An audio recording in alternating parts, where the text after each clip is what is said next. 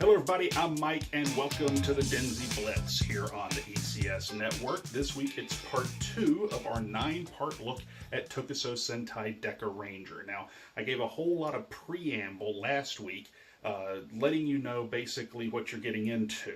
The first 5 parts of this look at Dekaranger are actually from our old Facebook, the original run of the DenziBlitz, when it was originally going to be our Facebook-only series.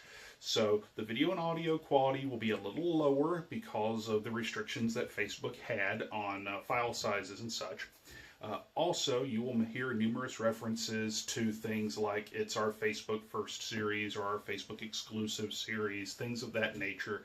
Obviously, none of that holds true anymore because we're here on the ECS network. So parts 1 through 5 will come from Facebook, the original Facebook run of the series. And those videos are being pulled, actually, they're probably already gone from Facebook by the time this airs, so that you can see them here on the ECS network. So I very much hope that you enjoy this look at, if I glance over at my notes, this would be episodes 7 through 12 of Tokusou Sentai Dekaranger. Hope you enjoy these. In the meantime, normally this is stuff I would say at the end of the episode, but obviously it's going to be past Mike talking to you here in just about a minute. Please share, like, subscribe, all the things you do here on YouTube. Check us out over on Facebook. The page is still there. It's facebook.com/DenziCaster.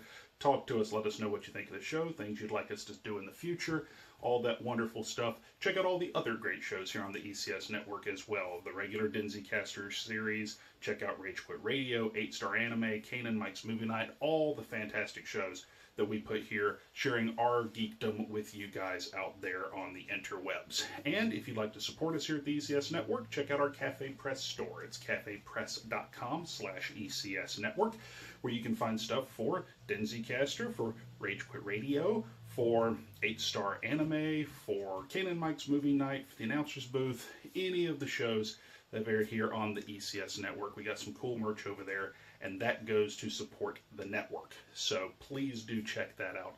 And of course, we are on Instagram and Twitter. Instagram, it's, at ECS Network, and on Twitter, it's at ECS Podcasts, plural. So please do check those out. So folks, until next week, I hope you enjoy the show. I will see you, in about 7 days to do this all again for part 3.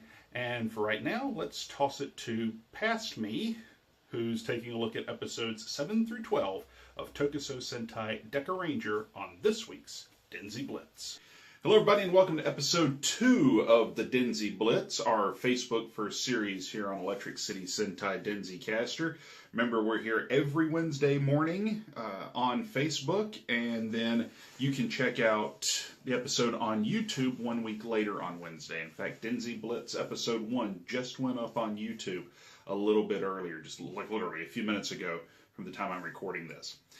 Today, we are continuing our trek through Tokusou Sentai Dekaranger. We are now through episode 12, which puts us just shy of a quarter of the way through the series. I'm hoping to get a few more episodes watched this week. We've done 6 for each of the first couple of weeks. These 6 episodes that I've watched up to this point, now going through episode 12, really, for the most part, just character focus episodes. And this is not unusual for Super Sentai shows or even Tokusatsu shows in general to have character focus episodes for a lengthy period of time. So usually maybe the first quarter to the first third of a series to flesh out the characters. Now, if we were watching it's hard to think of something that was in 2004 as not modern, but if we were watching a more modern Super Sentai show, then by this point we would have seen the 6th Ranger starting to show up, because they tend to bang those things out really quick. This series, back at this point anyway, they really took their time to develop the initial batch of characters first before introducing a new Ranger or a new 6th hero or what have you. So I really appreciate that. Not a whole lot to talk about content-wise for the episodes or overarching plot, because if there is a weakness to Dekaranger, it is that there is no apparent ultimate bad guy or ultimate plot or ultimate goal apparent early on.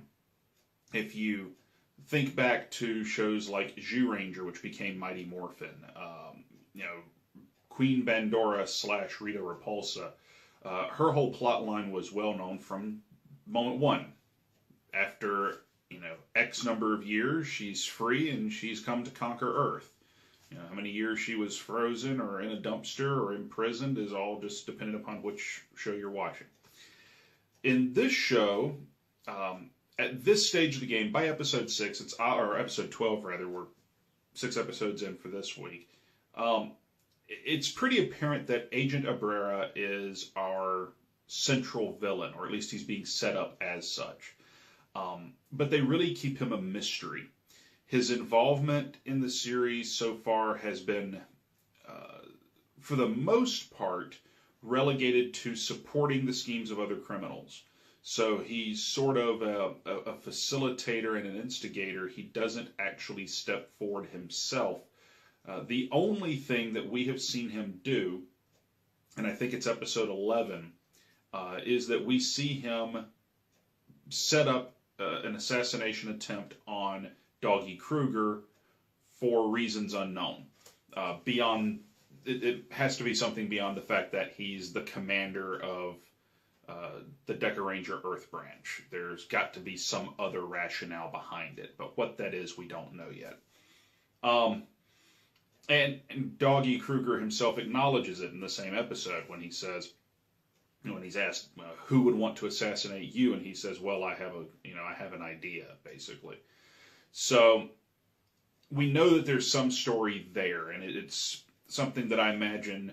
And like I said, I haven't watched this series in probably 10 years all the way through. So I'm fuzzy on the finish of the series and some of the plot points, which is cool because I'm getting to rediscover the series. But I'm sure it's something that closely mirrors, if you've watched Power Rangers S.P.D., it closely mirrors the Commander Kruger, Emperor Grum relationship, where they have a history of one being the police officer and one being the criminal at some point earlier in the storyline. The episodes themselves, the focuses of those episodes, we've seen episodes focused on Bon, Deca Red. We've seen episodes focused on Sen, Deca Green, Hoji, Deca Blue, and Umiko, Deca Pink. And I want to talk about two of them in particular.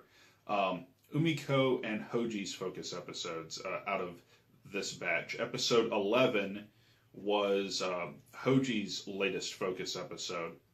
One that gives you really a very good sense of the character, and it puts some of the show into perspective as to it really is a cop show. One of the things I have to give this show credit for, and I think this episode shows it very well with episode 11, is that if you are going to portray a police show and you are going to have policemen who are the elite cops who combat violent crimes, that means there must be violent stakes. And they do not hide the fact in this series that the monsters, some of which look incredibly cheesy, but it's a Super Sentai show, what you gonna do? The monsters are a legitimate threat that will kill people. Period. There are lives at stake that these police officers, these heroes, are going to have to stop, and they portray our characters in most episodes as policemen first, heroes second, which I think is pretty cool. If you're going to make the theme of the show police, then you pretty much have to do something like that. And I think the episode with Hoji helps really illustrate that. That's the episode where they try to assassinate Kruger. We also see that Hoji was at one point a very outgoing, fun-loving kind of guy. He had a best friend. He had a partner. And we see that his ideology as being a professional, which is a term he uses quite a lot early in the series. He is a professional. He doesn't think Bon is qualified to call himself a professional, these type things. it's very interesting to see that ideology kind of overran his outgoingness to a point. His want and desire to be the professional policeman has turned him into the character we see, and a lot of that gets solidified by the fact that his best friend didn't want to do that. His best friend becomes a mercenary, becomes a hitman for hire, and even uses the policeman's badge as a means to an end, as a means to try to assassinate Kruger and get in close. So I like that episode. I very much recommend watching that one and paying special attention to it. The following episode with Umiko, her focus episode, Deca Pink, her latest focus episode, has her basically become a surrogate mother. We wind up with ye old trope of the baby left on the doorstep, although in this case, it's a space baby left in a park in a giant bassinet. And spotting Umiko, the baby believes that this is its mother and tries to kind of latch on to her. And we see Umiko get attached to the infant and want to see the infant protected and raised and so on. And basically, over the course of the episode, willingly become the surrogate mother. But one of the things I like about this episode is it does something that Dekaranger does quite often early on, which is it subverts certain Super Sentai tropes. One of those tropes being that you have to have the giant mecha fight at the end. Well, in this episode, the giant mecha shows up at the beginning. We see that Dekaranger Robo can serve as a rescue vehicle, and it actually, is used to put out fires and searches and things like that. So it can be used for disaster relief. Imagine that. It's the giant robot of a police organization. Of course it has multiple uses like that.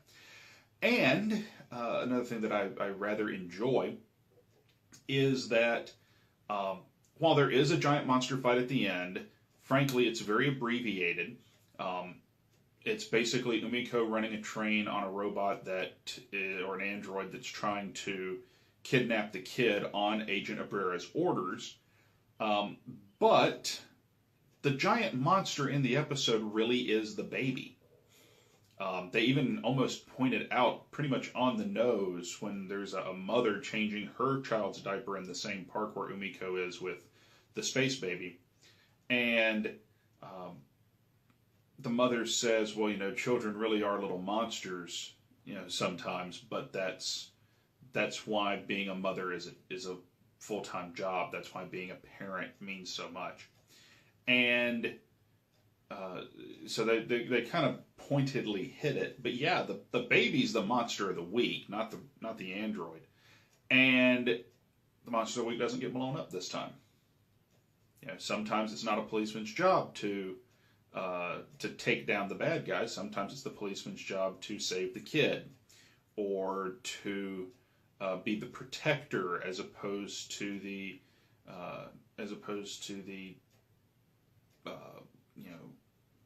I guess capturer. I don't know. Not captor is the person that gets captured. You get the idea. Not to bring down the bad guy, but to help the good guys. So it's really a interesting episode that helps subvert some ye old Super Sentai tropes, and I like that. Another thing to touch on this week really are the characters themselves, because over these episodes here, we're beginning to see how, even though our heroes are very much the Super Sentai tropes that go along with the colors, as we discussed last episode, each color basically has its own trope. And they vary from series to series. There's a couple of different stereotypes per colored hero, but typically red is the hothead, blue is cool, green is the awkward intellectual, yellow is the tomboy, pink is the princess. And in this series, they've really thus far done a very good job of melding those tropes to tropes of characters in police shows. So For instance, we now see Bond not simply as the hot-headed cop, or not simply as the hot-headed Red Ranger, he is the hot-headed rookie. He is the newest member of the team. And we see him as that aggressive, hell-bent for leather, very occasionally off-putting rookie who's trying to prove himself, and he's going to do it, however he has to. He's gung-ho. And so it's a really good melding of the two tropes. We see Blue, Hoji, the cool blue, very much a typical Super Sentai trope, but now it's the cool blue who is also the hard-boiled policeman. And those two meld very well. He is the professional. He has a sense of duty. He keeps his calm. He rarely gets emotional. And so those two tropes blend together very well. With Green being the awkward intellectual, he is also, in this case, the instinctual cop. In one of his focus episodes, we see where the rest of the team follows the obvious evidence of an investigation. Sen, our Green here, follows his instinct. There's a monster that hates cars, and he's cutting up cars. And that's really all he's doing. He's letting the civilians get out. He just wants to blow up cars because his family died in a car accident, and he hates cars. But there is another monster who has the ability to basically use water as a slicing tool, like a high-powered water jet.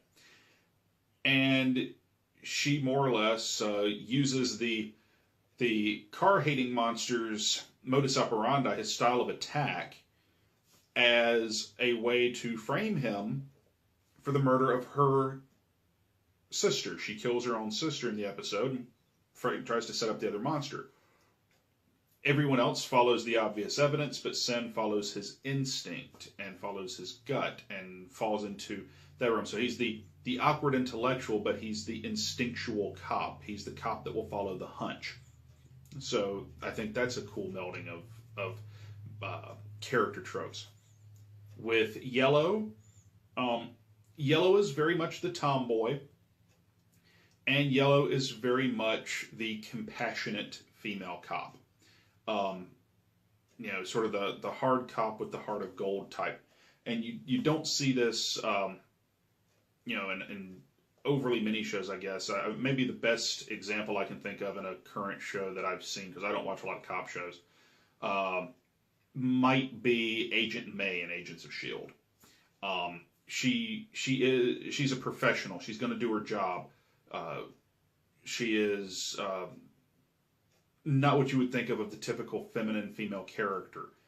However, she's got a lot of those tomboy tropes, but she's also got a heart, and she will follow her heart when the time comes to do so.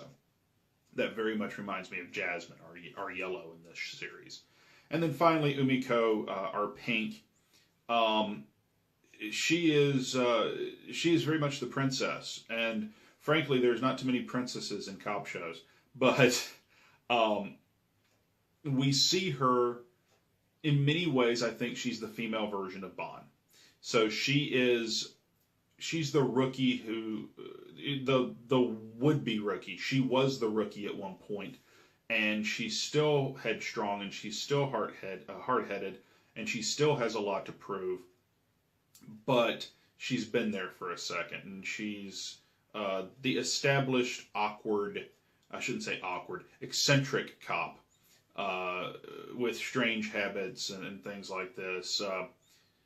I think almost of Officer Gannon from the old Dragnet TV show. There's a cop show I did watch.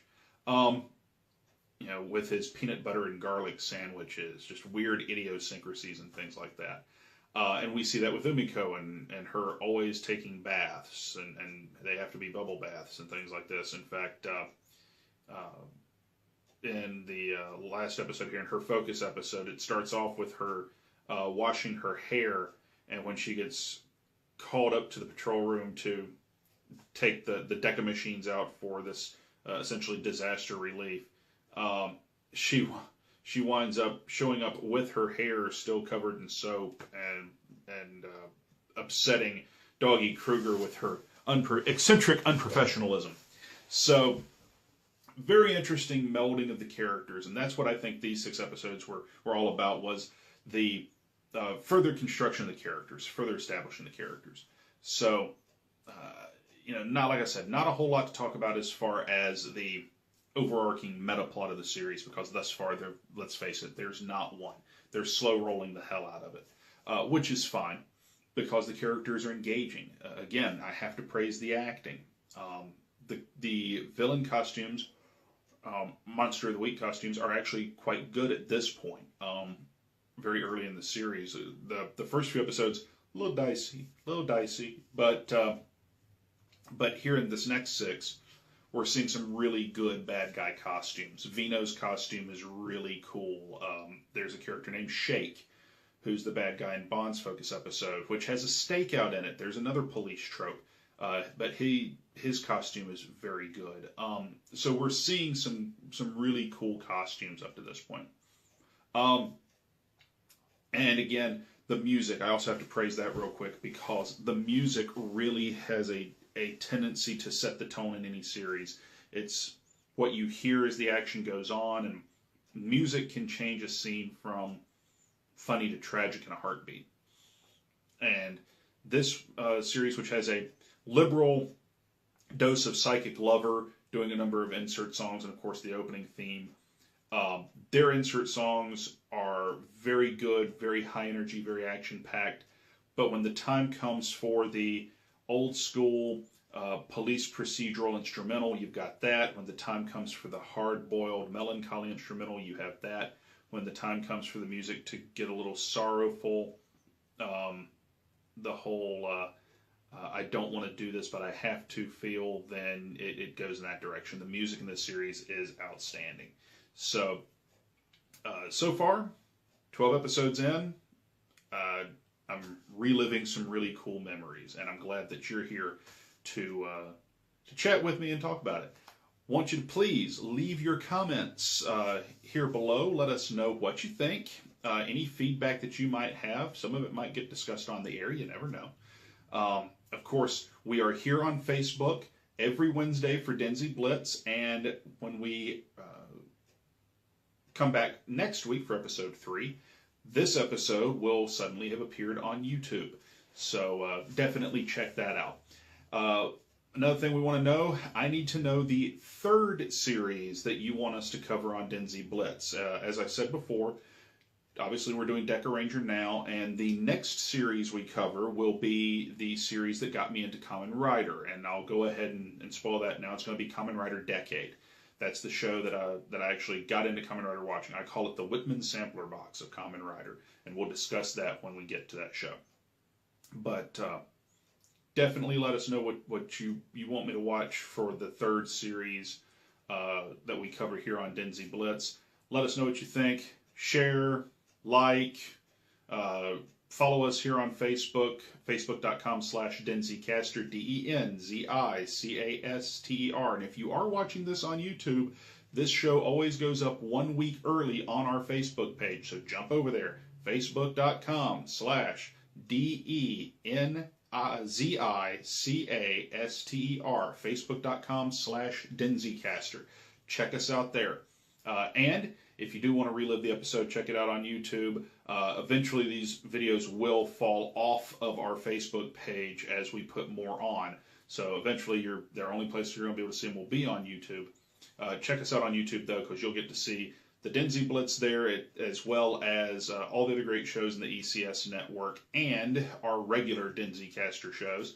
Right now, I believe next week, a week from this past Monday, you'll be seeing, I believe it's me and Roger talking about the first 2 episodes of Kamen Rider Amazons, plural. So check that out too.